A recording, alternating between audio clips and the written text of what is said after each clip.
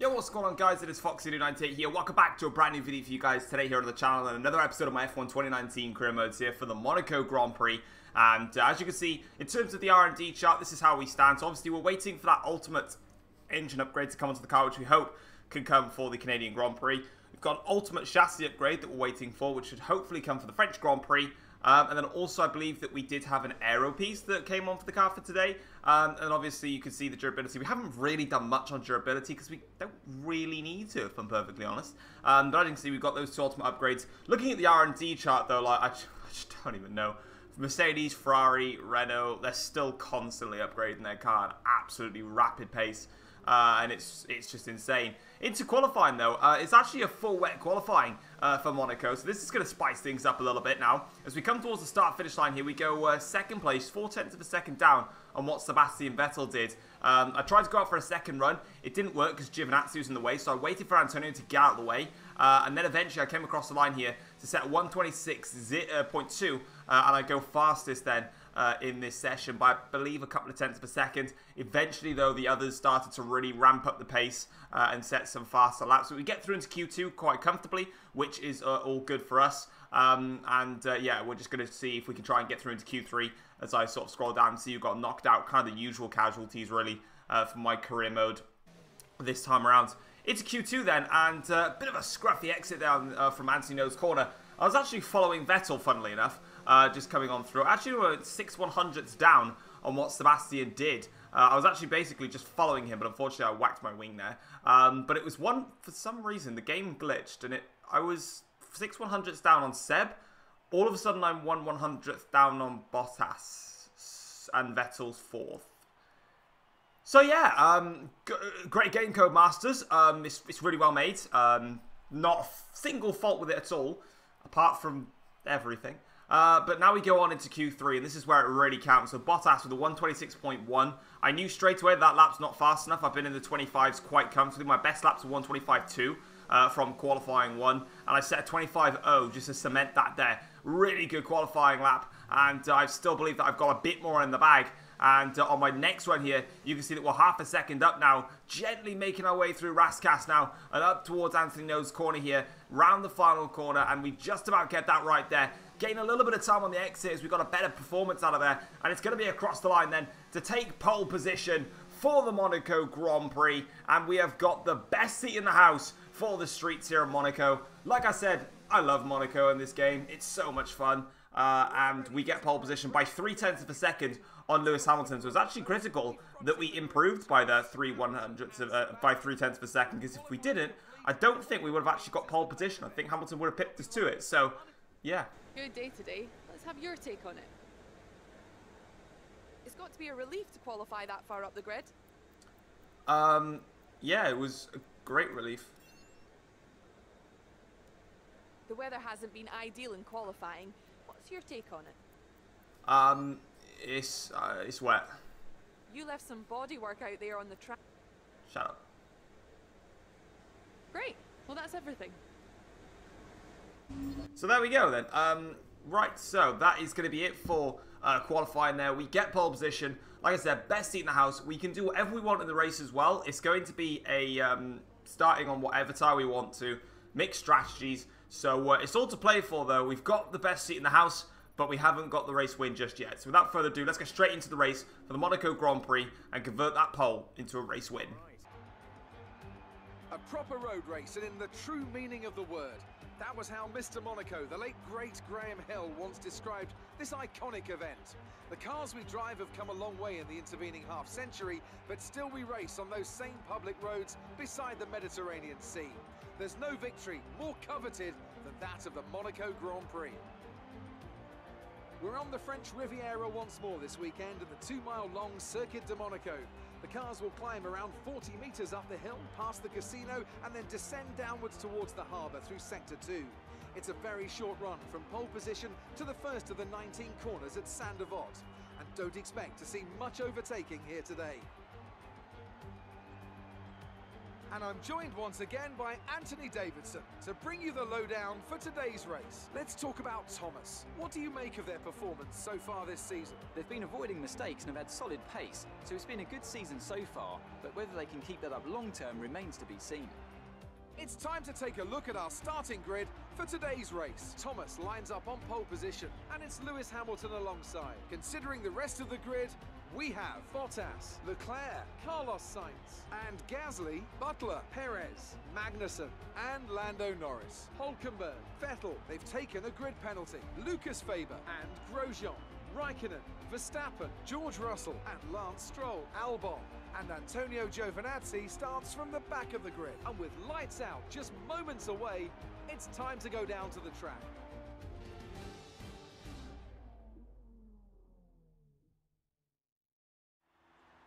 Alright, so we're settling down on the grid now for the Monaco Grand Prix, and we've got a 2-stop or a 1-stop that we can do. So we can do medium, medium, soft, or we can do medium and hard. So what I decided to do is I decided to select the 2-stop strategy. If I've got to convert to a 1-stop, I'll do a 1-stop. If I can stick on a 2-stop, I'll just do a 2-stop. We'll see how the race pans out. We've got 5 lights though for the Monaco Grand Prix, and it's lights out. We go here. We start the Monaco Grand Prix off with a good getaway there versus Lewis Hamilton. Charles Leclerc with a great start actually from, I think that's 4th on the grid there, and he shoots up into 2nd place straight away off the start there. So Charles Leclerc, the Monegasque driver, doing a stellar job there off the start to get in front. And now, as you can see, we fly through the opening few phases of this Grand Prix, just settling down now with the Ferrari, and the Mercedes is right on my back now, as this is the first sector was the sector that was really definitely the slowest, as we now go through the Lowe's hairpin here, and super slow through there as we now try and navigate our way through there. You can see already building up a small gap though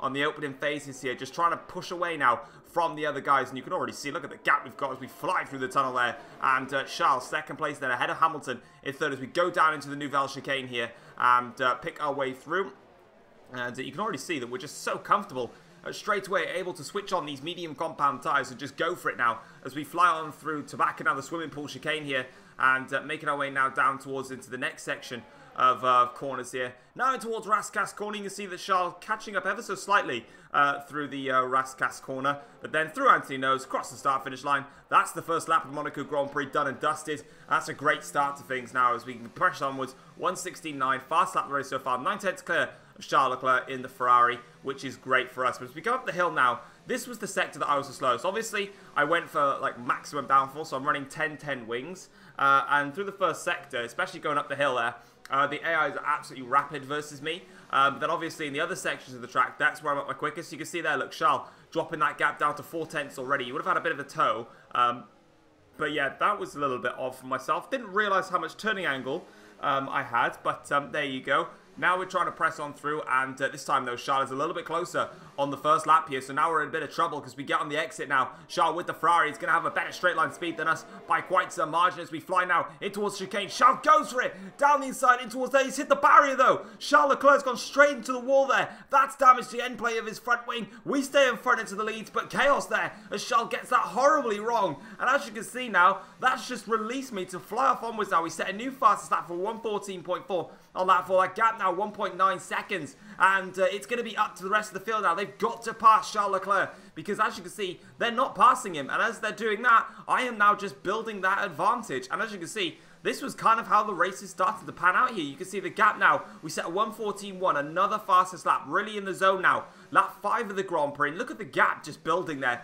No one can get past Charles Leclerc. They're really struggling to get past him. They've only really got to do it on a straight. It's a 1:14.0 new fastest lap now of this Grand Prix. But yeah, you can see, look, how badly they're suffering because they're now, look at that, lap 9. The gap is 12.4 seconds. And yeah, they just can't pass Charles. He went for it down the inside. I gave him the space, but he just turned into the chicane and just whacked his wing. I'm surprised it didn't do more damage than that. But yeah, as you can see now, onto lap 12 of the Grand Prix, we're having an easy time out front now. There's no one to pressurize us here in this race, apart from the fact Gasly decided to be a plum sack and set the fastest lap and steal my points away from me. So that's upsetting. But this is what I mean. Look, Charles here, with the damage on the front wing, just can't pass him. That's literally all they're doing. They just can't get a move done into the first corner, and it's really hurting them very badly now in this race because, like I said, I'm just shooting away. Lap 15 of the Grand Prix now, and we're coming in for our first stop of the Grand Prix.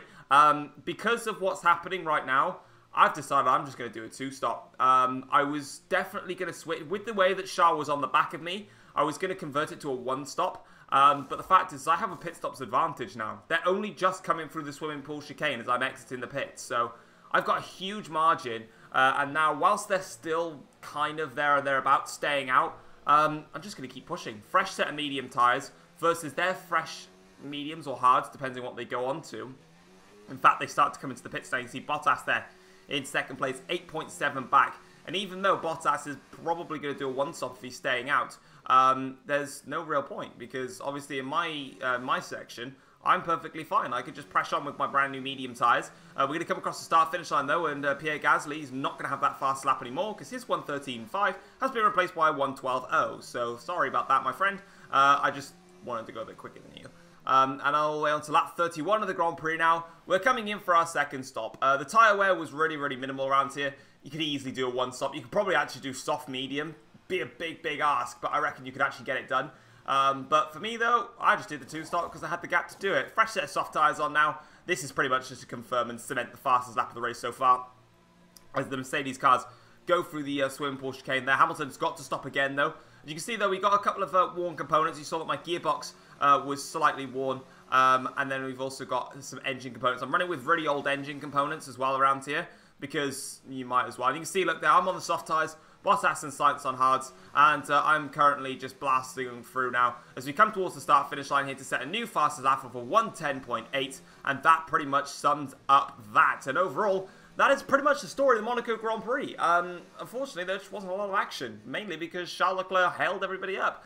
And with that being done, then we're going to go towards Anthony Node's corner, round that final corner, and already celebrating, we take our second race win of the season. Monaco, we have done it again.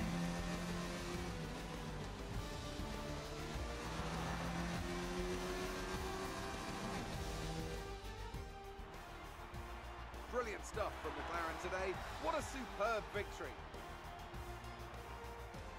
Anthony Davidson, how do you think they were able to set themselves apart today? I'd say it was down once again to good, consistent driving, nailing the corners, working to the track conditions and perfecting the team's strategies. They got all of these things right today and the results speak for themselves.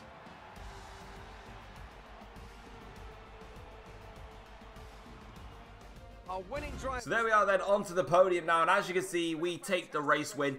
Valtteri Bottas did manage to take second place, so to Carlos Sainz with third place, so congratulations there. Bit of a strange podium this one here in Monaco. We've got a McLaren, a Mercedes and a Renault on the podium, but as you can see, champagne flies, and that's exactly what we needed in this series. I really wanted to win here at Monaco, and like I said, the track's just suited me so well this year, and on this occasion, really paid off. And obviously, like I said, we wouldn't have been able to have done that if it wasn't for what Charles Leclerc decided to do, which was be an uppity. But as you can see, we won that quite comfortably there in the end. Eligible to do a two-stop. Like I said, one stop was way easy to do. It would have been easier to do a one stop, but we did it. We did the two stop anyway.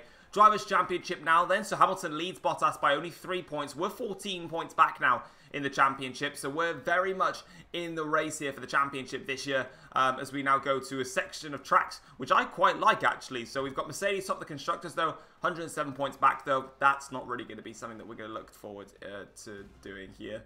It's just not quite close enough for us. But we've got Canada next, which I'm really looking forward to. France, which is... Good day today. Let's have your take on it. You really looked in control of your car out there. Your team must be thrilled. I mean, yeah, it was really well managed. You performed better than last weekend. What changed? Last time I finished fourth, this time I finished first. There's your difference. You scraped the walls a few times. Were you struggling for grip? I wouldn't call it scraping, I call it gently caressing / kissing. Appreciate your time. No problem. But yeah, like I was saying just before I got interrupted by Claire, so we've obviously got Canada, which is a track I really enjoy driving around. Then we've obviously got France, which is a really difficult track, especially with the pace of the AIs. And then we've got Austria, which is a track, again, I absolutely love driving around. So we've got some good tracks coming up for us, so we need to take advantage when we get to those tracks, because they're the tracks that are the OP for the AIs. That's what we're going to really struggle with. But anyway, guys, that's going to wrap it up for my F1 2019 career modes video for you guys here at the Monaco Grand Prix. If you guys have enjoyed it, feel free to drop it a like and subscribe to the channel if you're not yet subscribed already. Next episode, which will be the Canadian Grand Prix, will be the first time that you will see my career mode with the patch. I just need to put that out. Obviously, I've recorded well in advance with this season, and Canada is when the patch really actually takes place in my series. So yeah, it'd be interesting to see how the grid shakes up for that, but we did a major engine upgrade. Really starting to work on the power because I feel that's where we're suffering. But anyway, guys, thanks very much for watching. Take care all. Peace.